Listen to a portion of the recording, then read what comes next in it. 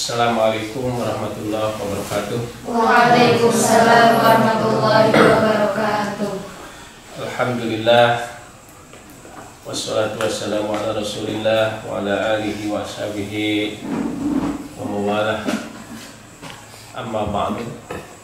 Rabbi israh li sadri wa yassir li amri wahlul 'uqdatam min lisani yafqahu qawli. Ya Fatah ya Alim, ya Fatah ya Alim, ya rahmatika ya arhamar rahimin. Alhamdulillah, pada malam ini kita bertemu kembali dalam rangka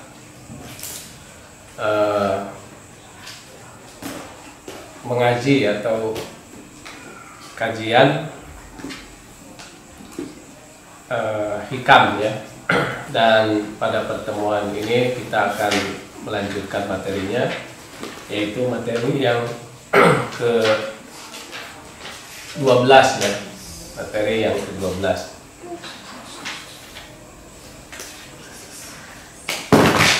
Seperti biasa kita baca dulu. Bismillahirrahmanirrahim. Bismillahirrahmanirrahim. Manfaat tidak bermanfaat. Al-qalba kepada hati. Syai'un sesuatu. Mislu ujlatin seperti ujlah. Yadkhulu yang masuk. Hati ya. Jadi hati masuk. Biha dengan ujlah. Midana fikratin pada lapangan pemikiran. Atau lapangan pikiran ya.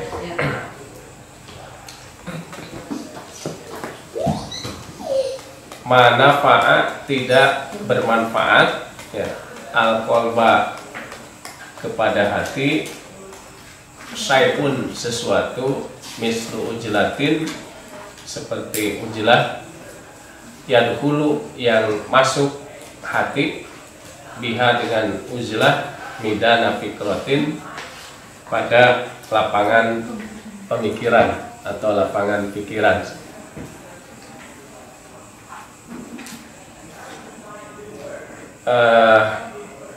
Ini sebetulnya melanjutkan ya, terus dari yang kemarin itu. Kemarin itu kan idfin nafsaka fi ardil kumul ya. Jadi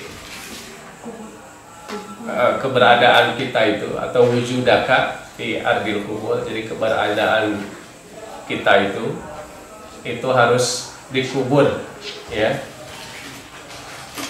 Dari fi ardil kumul, di hutan itu ya, artinya harus menyendiri gitu. Nah ini lanjutan juga sebetulnya. Jadi tidaklah bermanfaat, tidak memberikan manfaat kepada hati. Yang memberi manfaat kepada hati itu apa? Ya kalau lihat sebelumnya itu terutama hati itu bisa ikhlas gitu. Ya. Jadi memberi manfaat kepada hati itu bisa ikhlas. Nah kalau ikhlas itu pasti kesananya ada ketenangan gitu. Atau misalnya sebaliknya, hati itu tidak ria ya. Kan sebaliknya dari ikhlas itu ria kemarin itu ya. Jadi memberikan manfaat kepada hati itu tidak ria. Nah tidak memberi manfaat syai'un sesuatu mislu ujlatin seperti ujlah. Tapi ujlahnya itu yadhulu biha ya, yang hatinya itu dengan ujlah itu bisa masuk midana fikratin kepada lapangan pemikiran. Ini artinya bahwa uzlah itu ya, itu paling efektif di dalam memberikan manfaat kepada hati. Tetapi uzlahnya itu yang di situ ada hati itu bisa berpikir gitu. Kira-kira dipahami nggak? Ya. Jadi maksudnya begitu. Jadi maksudnya itu bahwa uzlah itu adalah sesuatu yang paling efektif ya di dalam memberikan manfaat pada hati. Hanya uzlahnya ya yang di situ hati dapat berpikir lah, kira-kira begitu maksudnya. Nah ini kan uzlah ya, apa yang dimaksud dengan uzlah itu? Ya, uzlah itu adalah al-intirad aninas. Jadi menyendiri dari orang-orang. Nah kemarin kan kuburlah ya, artinya juga menyendiri sama maksudnya. Ya. Nah ini jadi menyendiri dari orang-orang. Tapi sebetulnya intinya itu bukan menyendirinya, ya, tetapi infiradul qalbi billah. Ya. Jadi infiradul qalbi itu ada kesendirian hati ya dengan Allah gitu. Jadi intinya mah ada kefokusan gitu. Ya, ada kefokusan. Istilah lainnya juhud. Gitu. Jadi yang lain-lain itu terlupakan gitu, tapi yang ingat itu hanya Allah. Gitu. Intinya sebetulnya begitu. Sehingga kita di dalam melaksanakan amal, ya, di dalam melaksanakan ibadah itu ada ikhlas, ada khulusun niyah, ada kemurnian niat, ya, lillah, karena Allah. Jadi tidak ada karena yang lain. Jadi kalau kita misalnya sholat itu tidak ada karena yang lain, misalnya karena ingin mendapatkan pujian, ya, atau misalnya kalau kita kuliah juga itu bukan karena yang lain, tapi karena Allah gitu, bukan karena misalnya ingin mendapatkan ijazah misalnya, ya, atau kita kuliah misalnya ya, tapi karena ingin mendapatkan jodoh misalnya ya, atau mendapatkan gelar. Nah bukan karena itu, tapi lillah gitu, ya, karena Allah. Jadi masih salah ya di dalam agama itu kalau kita mencari ilmu tapi karena ingin ijazah gitu, ya, karena ingin ijazah atau karena ingin gelar gitu, ya, dan termasuk karena ingin memperoleh dunia, harta dunia. Memang ini kan susah ya, susah itu, susah. Jadi makanya, nah kemarin juga itu kan kuburlah gitu, ya, kuburlah. Jadi mungkin di dalam melaksanakan amal-amal saja, ya, kita membaca Quran itu kan kalau ada banyak orang mungkin saja kita ingin gimana terdengar, ya, terdengar atau terlihat oleh orang lain itu bacaan kita bagus gitu, ya, atau kalau kita misalnya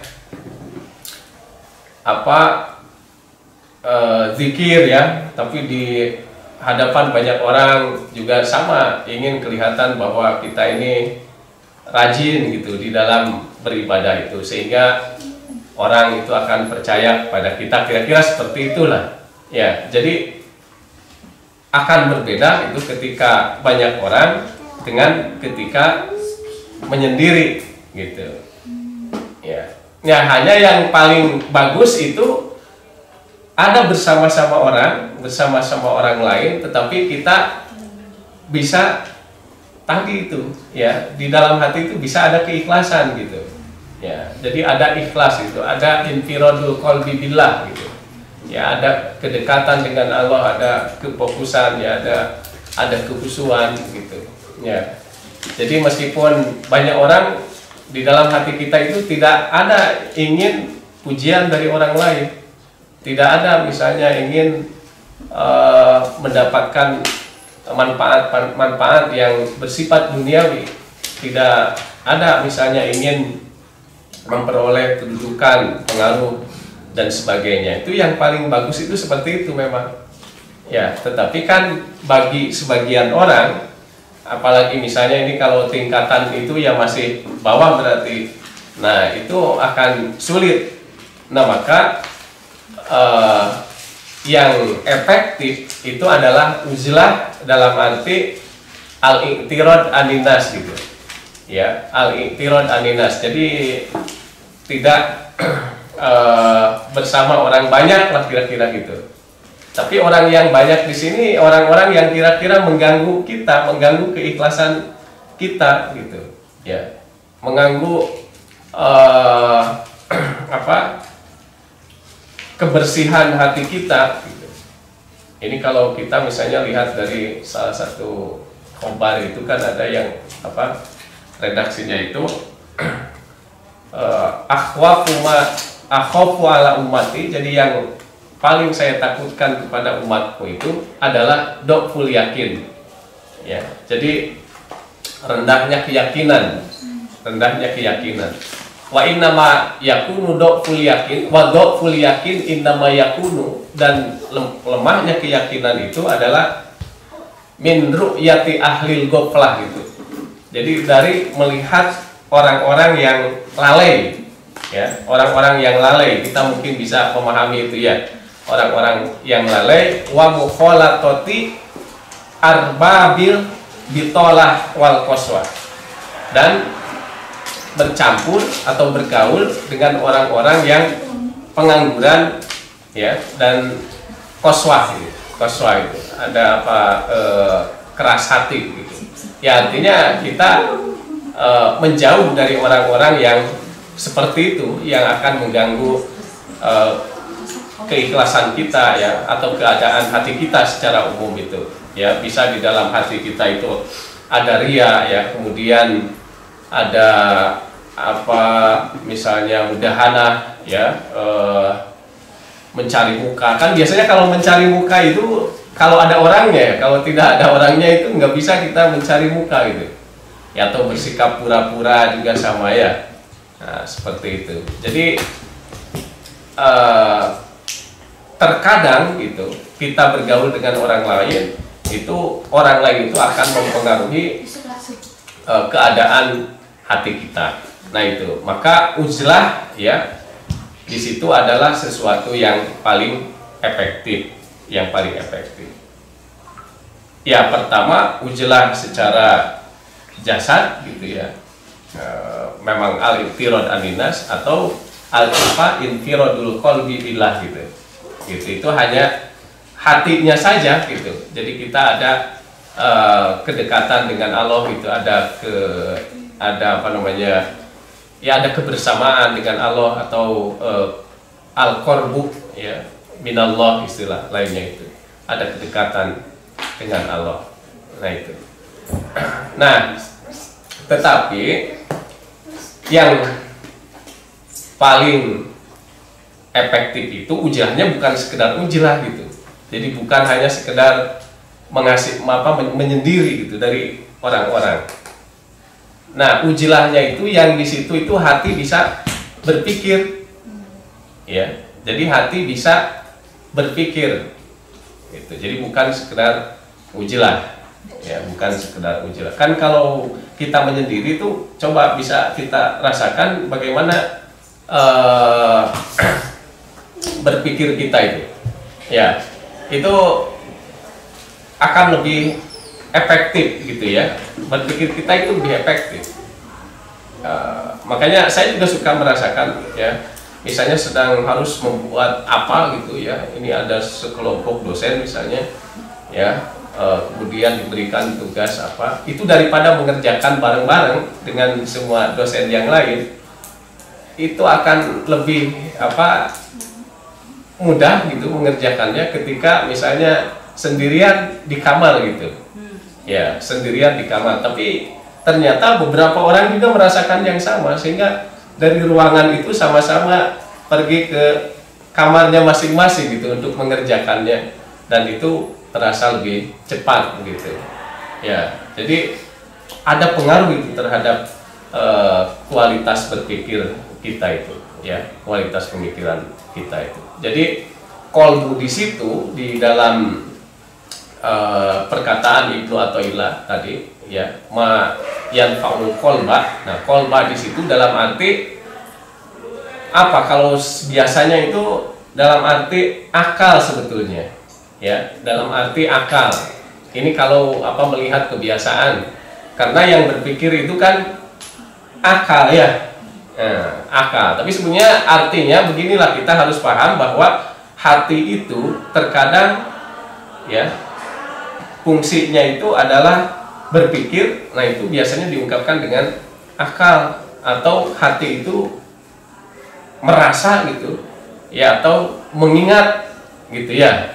Nah, itu biasanya dengan apa, disebut dengan hati saja gitu ya, dengan hati. Jadi kata qalbun atau qulub itu bukan hanya untuk hati gitu ya. Misalnya di dalam Al-Qur'an itu kan ya, yang walaqad dzara'na li jahannama katsiran minal jinni wal insi, nah lahum qulubun ya la yafqahuna biha. Mereka itu qulub kan di situ kan qulub ya. Mereka itu memiliki hati kan di situ. Yafqahuna biha, yang mereka berpikir dengan hati itu. Nah, berpikir dengan hati itu. Ini mungkin yang biasa kita sebut dengan akal, itu fungsinya berpikir gitu. Nah, tetapi ada yang mengingat misalnya ya, atau tenang di situ, yang ayatnya itu diantaranya alladzina amanu ya wa tatma'innu qulubuhum bi dzikrillah. Nah, itu di situ wa tatma'innu qulub juga kan istilahnya. Dan mereka itu apa, dan tenang hatinya, dan hatinya tenang gitu. Wa tatma'innu qulubuhum bi dzikrillah, dengan zikir kepada Allah itu. Nah, di situ ya. Jadi di situ ada fungsi berpikir. Jadi hatinya itu bisa berpikir ya, maksudnya begitu. Jadi hati itu bisa masuk ke dalam pikiran kalau di situ. Jadi midanal fikroh itu idopat ya, musabah kepada musabah. Jadi sebetulnya fikroh itu diserupakan dengan lapangan. Midan itu lapangan. Jadi fikroh itu diserupakan dengan lapangan ya. Yang hati itu bisa masuk ke dalam lapangan. Nah, itu artinya seperti kuda masuk ke dalam lapangan gitu. Dan kuda di situ itu bolak-balik ya di lapangan itu, dan kemudian hati itu juga bolak-balik di lapangan itu, di dalam pikiran itu ya, di dalam pikiran itu. Nah, itu jadi maksudnya di situ hati dapat berpikir ya, hati dapat berpikir. Nah, memang kalau hati dapat berpikir itu jelas kan ya, lebih efektif tadi untuk menghilangkan seperti ria gitu ya, penyakit yang bisa dikatakan oleh sebagian orang itu sebagai penyakit hati itu ya, ria, kemudian mencari muka ya, kemudian apa, bermuka dua kan kayak begitu. Nah, itu bisa apa namanya, efektif gitu, karena dengan berpikir itu yang seperti itu bisa dihindari begitu ya. Dengan berpikir itu bisa dihindari. Jadi kan adanya ria, contoh ya, adanya ria itu kan itu sebetulnya dorongan nafsu ya, dorongan nafsu, karena nafsu itu memang ingin dipuji gitu ya, ingin kekayaan, ingin kesenangan dunia gitu ya, kemudian ingin pujian, ingin memperoleh jabatan dan sebagainya. Itu nafsu itu begitu, karena nafsu itu kan beroperasi di atas prinsip kenikmatan dan kesenangan.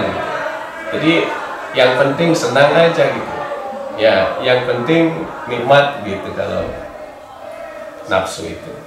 Nah, yang penting nikmat itu gitu. Itu bisa diatasinya itu dengan akal. Memang di dalam teori Imam Ghazali juga sama, jadi bahwa nafsu itu dikendalikannya dengan akal itu. Ya, nafsu itu dikendalikannya dengan akal atau dengan pikiran atau dengan kekuatan ilmu yang ada di akal itu, melalui kuwatul adli, melalui kekuatan penyeimbang itu kalau di dalam Ihya Ulumuddin itu. Ya. Jadi nafsu itu bisa dikendalikan.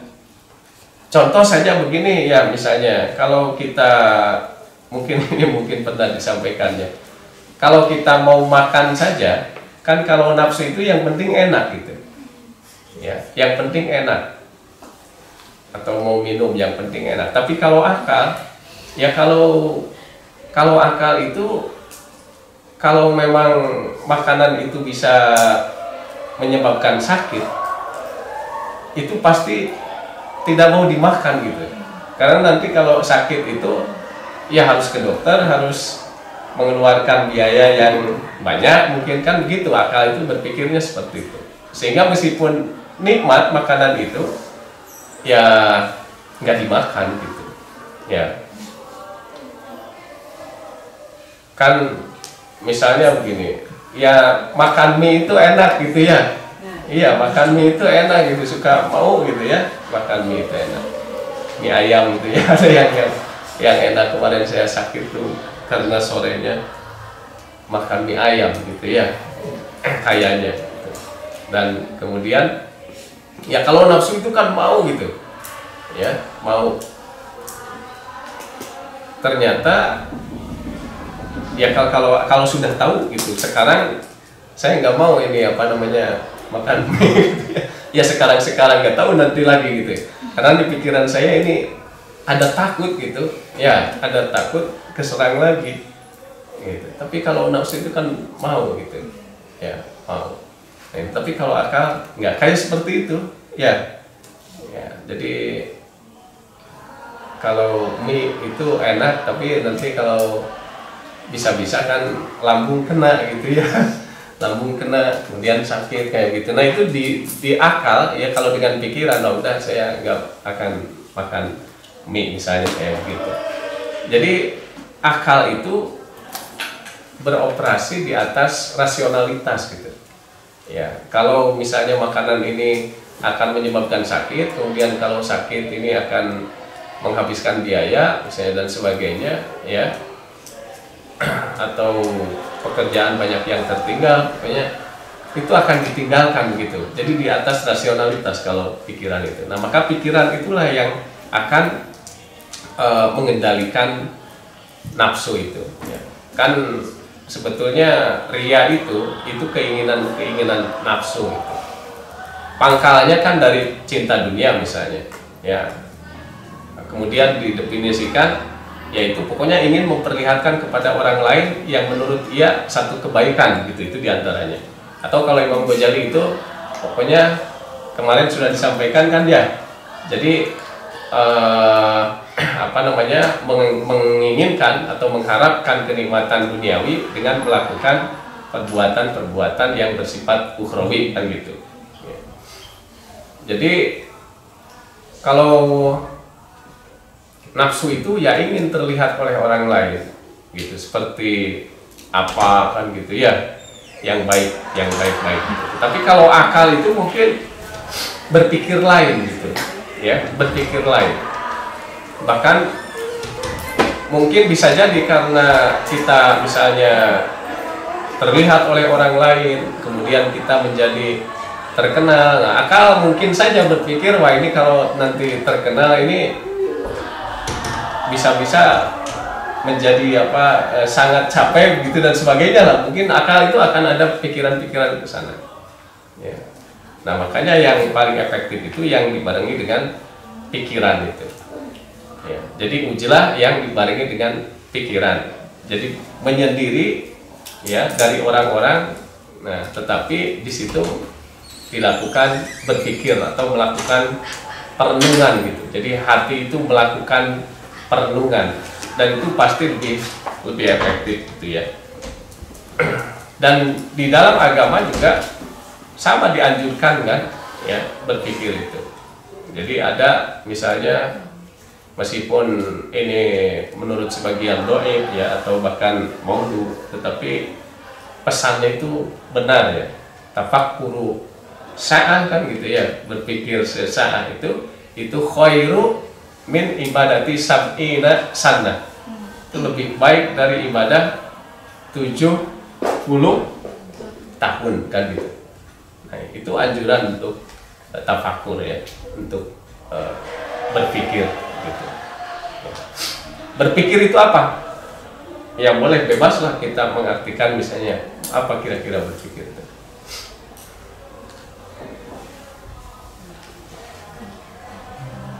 Nah ini kadang-kadang susah ya kita memberikan pengertian itu. Tapi kalau belajar ilmu mantik itu sebetulnya nggak susah, nanti akan mudah ya memberikan ini. Mungkin kira-kira ini boleh, sebenarnya kan ini bisa benar bisa salah juga kalau kita memberikan pengertian gitu ya. Tapi kalau apa namanya, saya di buku itu memberikan pengertian berpikir itu adalah berpikir itu adalah kerja akal gitu ya, memperoleh pengetahuan melalui panca indera gitu ya, dan mengolahnya untuk memperoleh kebenaran. Saya mengartikannya begitu. Jadi berpikir itu adalah kerja akal gitu. Karena kerja akal itu kan bukan, mungkin saja bukan hanya berpikir atau hanya berpikir ya, tapi yang sudah kita pahami itu berpikir ya. Jadi berpikir itu adalah kerja akal untuk memperoleh pengetahuan ya melalui panca indera. Jadi melalui panca indera kita kan ini apa, melihat gitu ya, mendengar, meraba, membau dan sebagainya, itu untuk memperoleh pengetahuan. Nah, dan mengolahnya untuk mencapai sebuah kebenaran atau memperoleh kebenaran, itu berpikir. Jadi kita lihat begitu ya, terutama kalau bagi kita umat Islam itu ya, lihat ya keindahan-keindahan di dunia ini gitu ya, keluar biasaan di langit dan di bumi ya, gunung, pohon-pohon, laut dan sebagainya. Nah, itu untuk memperoleh apa, pengetahuan gitu. Pengetahuannya bisa banyak itu yang diperoleh gitu ya. Dengan melihat alam itu kan pengetahuannya bisa ya, pengetahuan alam gitu. Tapi juga bukan hanya pengetahuan alam, tetapi pengetahuan tentang Tuhan gitu. Ya, ma'rifatullah itu juga itu diketahui dari berpikir itu. Nah, sehingga mungkin kita sudah sering mendengar ya, untuk mengetahui Allah itu man arafa nafsahu arafa rabbahu gitu. Barang siapa yang mengetahui dirinya, maka dia akan mengetahui Tuhan ya kan gitu. Jadi mengetahui diri kita, misalnya ini dari apa kita diciptakan gitu kan ya, kemudian prosesnya seperti apa ya sampai seperti ini. Nah, itu kan ada di situ akan apa, muncul ya kesimpulan bahwa kita ini ada yang menciptakan kan gitu, ada menciptakan. Nah, itulah pencipta itu adalah Allah misalnya, Tuhan. Nah, itu maksud man arafa nafsahu arafa rabbah gitu. Ini sudah disampaikan sepertinya ya. Jadi kita dari mulai mulai ini kalau di penciptaan manusia itu kan ya dari Ming Sulalah ya, itu dari saripati tanah, kemudian menjadi gumpalan darah kan? Ya, kemudian setelah gumpalan darah itu ada ini ya, ada ya ada daging gitu ya, kemudian ada tulang kan seperti itu dan sebagainya, kemudian ditiupkan ruh gitu ya ke dalam jiwa ini. Kemudian ya lahir, kemudian besar, kita lihat ini ya, kemudian tua, kemudian meninggal. Nah itu proses-proses itu tidak bisa kan terjadi dengan sendirinya, tetapi ada yang mengatur. Itulah Rob gitu kan, itulah Tuhan ya, yang mengatur diri kita, yang mengatur alam atau seluruh alam ini ya. Jadi dengan berpikir itu kita menemukan Tuhan, termasuk ya kita mengenal Tuhan, dan itu sepakat ulama-ulama Asy'ariyah dan Mu'tazilah itu bahwa Tuhan itu diketahui melalui pikiran ya, melalui akal itu, melalui akal ya. Jadi itu yang terpenting dari berpikir ya, yang terpenting dari berpikir. Makanya di dalam tasawuf juga kan, tasawuf itu sebetulnya ya, perjalanan dari pikiran ke perasaan gitu ya, ke rasa, kemudian perjalanan dari akal ke hati ya. Jadi tasawuf itu proses dari akal ke hati sebetulnya, perjalanan dari akal ke hati. Kan tasawuf itu proses ya. Nah itu prosesnya itu dari akal ke hati, atau kalau dari iman hujah ke iman yakin gitu ya. Dari hujah, dari iman hujah ke iman yakin. Iman hujah itu ya iman yang tadi, yang berdasarkan ma'rifah akliyah gitu. Ma'rifah akliyah, pengetahuan logis gitu. Jadi pengetahuan yang diperoleh melalui pemikiran. Nah, ke iman yakin.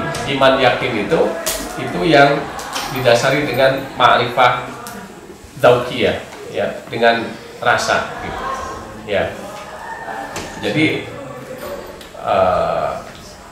tasawuf pun itu proses dari akal ke hati ya, atau dari pikiran ke rasa, dari iman hujah ke iman yakin. Di situ pentingnya tafakur ya, tafakur, berpikir ya. Jadi itu sebenarnya yang dimaksud dengan perkataan Ibnu Athaillah yang tadi itu ya. Jadi manfaat tidaklah memberikan manfaat ya al-qalba kepada hati.